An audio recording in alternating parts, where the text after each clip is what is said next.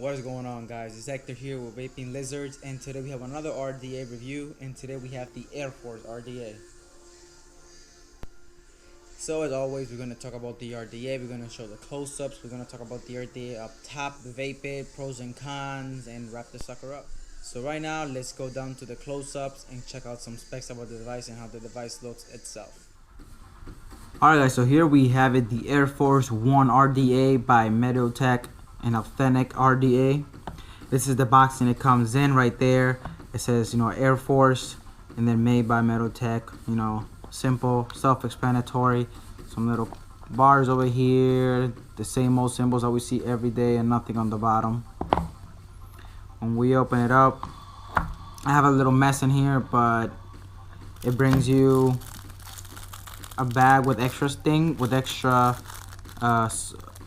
Allen screws and coils and O-rings out. I'll get into the quality of the screws in a minute here, but this is the bag the RDA comes in. I believe this is a adapter, a 510 adapter of some sort. I'm gonna go with that. Not completely positive, but I think it's a 510 adapter. Like you can just screw on the top of the RDA and put your favorite 510 drip tip on top of there. So let's go with that as a 510 adapter. And here we have the meat and potatoes of this review. So here it is, guys. This RDA is almost 100% made out of 304 stainless steel. It has 510 threads. I don't think I should go over those. We should all know what 510 threads look like, but I'll show it just in case. 510 threads, adjustable 510. The outer diameter of this little RDA, I believe, is 23 millimeters. So it's just 1 millimeter more than our normal RDAs that we're used to. It's 28 millimeters in height without the drip tip though. So from there to there is 28 millimeters. Dual post design, as you can see. I'll show you in a second. And it's a little pain to get it out. You gotta find a little the trick to be able to get it out easy. I haven't figured it out yet, but it's a two post design, as you can see right there. You got the black, and then the stainless steel one, it's a positive. The black one is milled to the deck right there. Unique serialized, I'm not sure what that means. I'm just going off our website. Large diameter deep open liquid well. It's decently deep, but not out of this world deep like some other RDAs that I have used before. So that's that. Split cap design. Again, I'm basing off this after my website, so I do not know what really split cap design means. Top airflow, and it's adjustable right there. You can spin it open, and you got 1, 2, 3. You got pretty much 4 full open holes for top airflow, where my 2 fingers are at, and then on that side and the other side. And you can adjust them, and they all adjust the same way. There's no way to adjust one or the other. They all adjust the same way. 6 holes in the deck, so it's kind of like if you've seen the Succubus RDA review. It has 3 holes on the bottom and like the 3 holes right there for the airflow. It's kind of like the same style, but this one, they made them a lot shorter, unlike the Succubus is all the way up parallel with the post holes for the coils. Anyway, aside from that, double O-ring right there on the bottom, as you can see.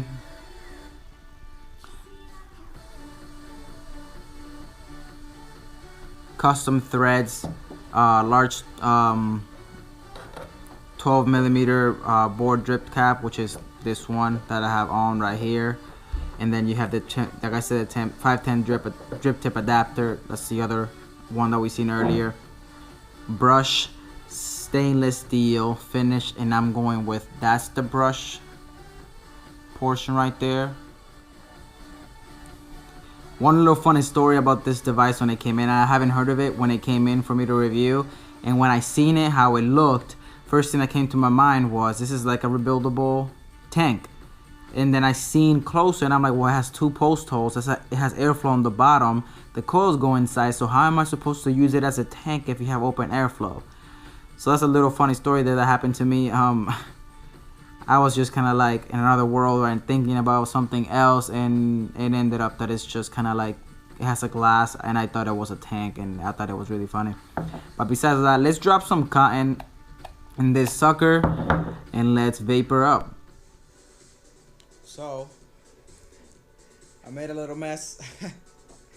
I was trying to record this portion that I'm about to record, and I picked up the bottle and it was uncapped, so like someone uncapped and it fell and it spilled over, so I lost like 5 mils of juice. Anyway guys, I'm all dripped up, I'm all waked up, and I'm vaping on Rascade Retreat by Vapin Good. So it's an amazing like strawberry rascakey type like pastry. It's freaking awesome. So let's get into a tasting. I'm gonna have it at full open airflow at 80 watts.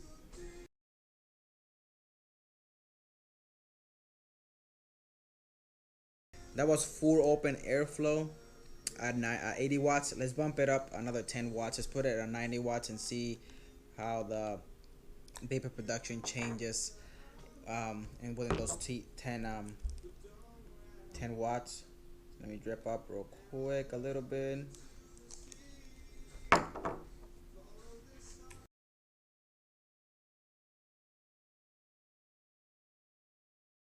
And that was at 90 watts. I'm going to do one more. We're going to bump it to 100 watts and see how it's vaping at that wattage. I usually, in my box mods, I usually don't go that high.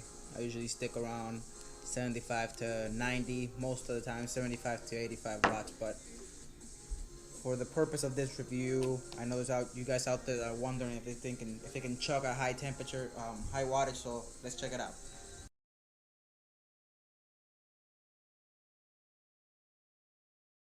So it chucks at any wattage that I bump it to.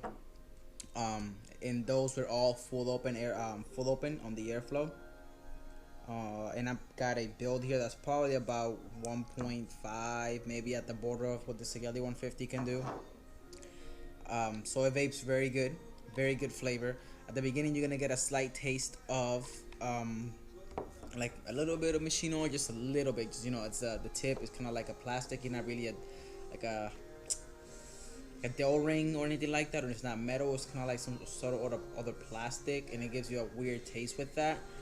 But it gets better. I used the device for a couple of days, so I got rid of that taste, and I got used to it, I guess, or something.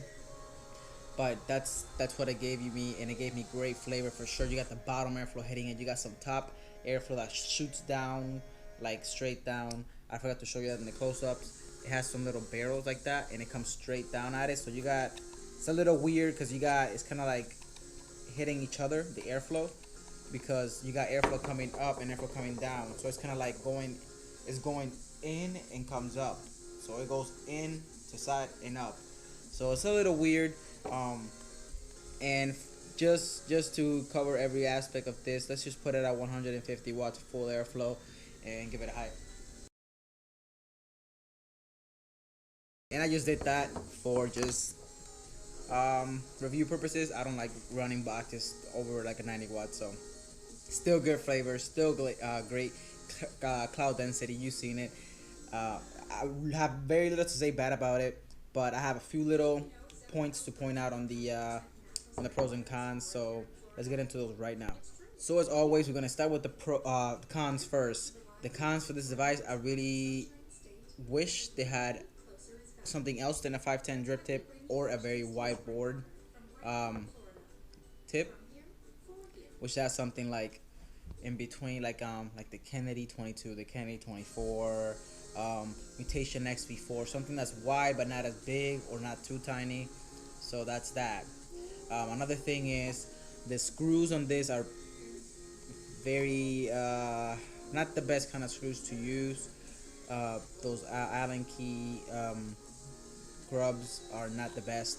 I had to change out two already because they just stripped. And I think it's a 22 gauge, I believe, in here. and they strip. So I'm pretty sure if you use anything over 24 or over or higher, you shouldn't have that issue with the them stripping and not making full connection.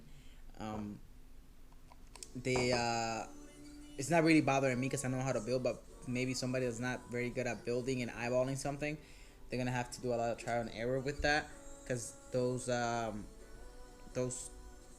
barrel things there, yeah, you can see them right there on the corner. They stick down, so, and this sticks up a little bit, so you need to be able to center the coils perfectly to the point that when you slam this cap down, it won't be touching like mine. I don't know if you guys can see it. Let me see. They're barely touching the coil. You can see the corner of the coil right there in the barrel. They're barely touching.